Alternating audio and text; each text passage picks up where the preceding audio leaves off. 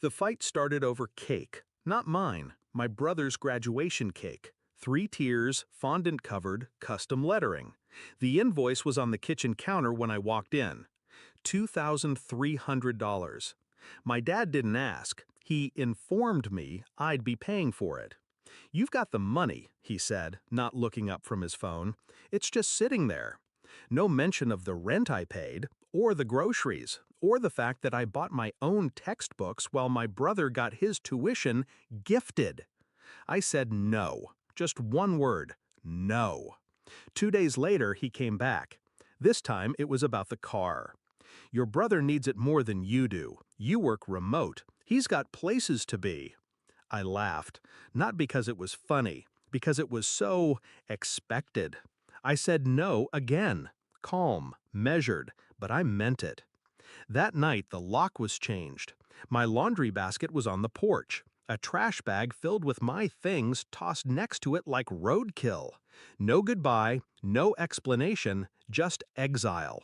All for protecting what was mine. I slept in my car that week, the same one they tried to take. A battered '08 Civic with a sticky dashboard and a cracked sunroof. It smelled like engine oil and stale fries. But it was mine, and that meant something now. I moved fast. Craigslist found me a studio with peeling wallpaper and paper-thin walls. I took extra freelance clients, ate ramen, didn't complain. I watched from a distance as their world spun. Instagram photos of the graduation party, champagne, gold balloons, rented suits. They looked happy, and I looked invisible. But time has a funny way of circling back. A year later, it was my brother who knocked on my door. He looked thinner, paler. His eyes flicked around my apartment like it offended him. "Hey, Dad said you might be able to help. I I crashed the car. Need some help covering repairs." My Civic, the one I'd refused to hand over. Apparently, they convinced Grandpa to co-sign a lease for a newer one 6 months ago. The same car he totaled driving drunk last weekend.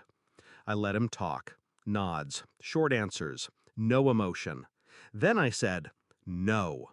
He blanked, like he didn't recognize the word, like it had lost all meaning coming from me. I closed the door on his shocked face and locked it. That was just the start. Turns out, Dad's little side hustle had become a full-blown IRS nightmare. Unpaid taxes, falsified documents, auditors crawling all over his business like ants on a carcass. I only found out because I got a message from a former client of his. She recognized my name from an old invoice he'd sent out, using my credentials. Forged, sloppy. He thought I wouldn't find out. He underestimated how much I'd learned. I gathered everything. Screenshots, paper trails, call logs, even the signature comparison, his shaky copy of mine. And I handed it over, not to the police, to his rival, a local competitor he used to mock. Now he owed him a lot more than pride.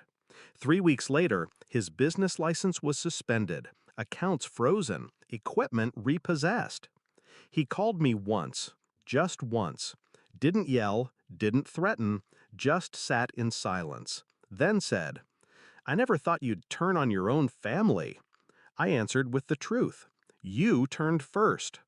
Now, I still drive the Civic. It rattles in the cold and smells like old takeout, but it runs. And I sleep in a bed I paid for, in a home with locks only I have keys to. I don't go near them, not out of fear, out of peace. I waited a long time for them to need me, for the roles to reverse. And when the moment came, I didn't scream, I didn't gloat. I simply said, no, and watched karma do what I didn't have to. Funny thing is, they still don't see it. They call it bad luck, an unfortunate turn, an economy thing.